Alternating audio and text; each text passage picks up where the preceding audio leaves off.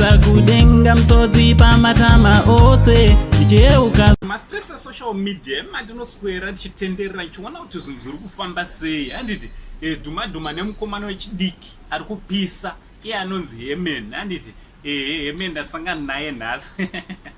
Rechiterera muzukuru, kana ungasati wasubscribe pathis channel ndione chekumirira muzukuru, because this is our family channel inokuinzira zvinhu zvichiri kupisa pazvaitika. Handiti subscribe, turn on your notification bell kuitira kuti pega patinoupload a video you'll be notified. Thanks very much nebasa rese ramunobata pamusha penyu, musha wenyu uchikura basa richienda mberi. Handiti let's not forget to share our videos. Handiti ngatisharewo nevamwe vanga vari vanoziva kuti zviri kufamba sei. Right, mastreets social media, highway mandinopatrola. Handiti ndirini refri momo dhuma nemurandakadzi kumba kwake chaiko kumba kwemurandakadzi anga ane muenzi akakosha, iye mufanhu wechidiki ari kupisa apindawo mumhanzi. Handiti anonzi Hemen.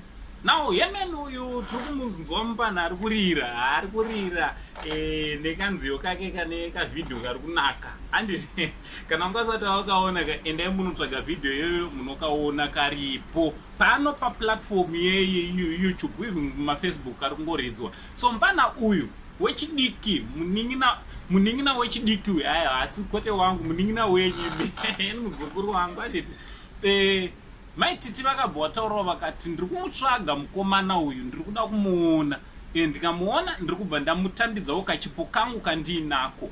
Chinova chinhu chazoitwa namaititi kuti vazomuona mukomana uya, ende tazoona ari kumba kwamaititi achifara, vachiradzawo kuti zvinhu zviri kufamba zvakanaka, akazotambidzwawo ma-US dollar, ma-US.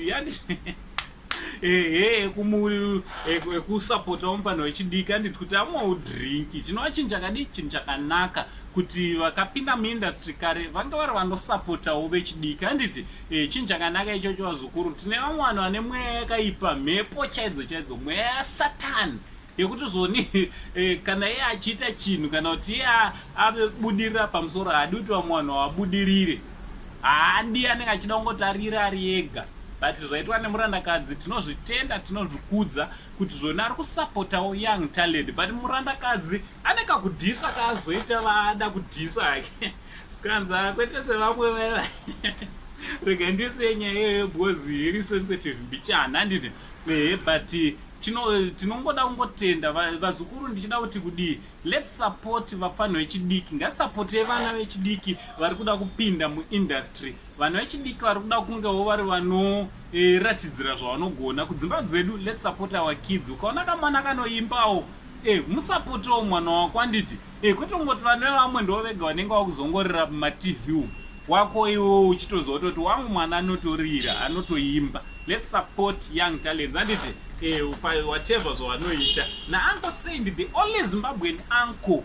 Ndichinhu ngataura nomacomments motiudza kuti what do you think nevidhio rinoiri. Also let's share, like, and don't forget to like. Nasekuru vevanhu, the only Zimbabwean uncle, ndichiti much love.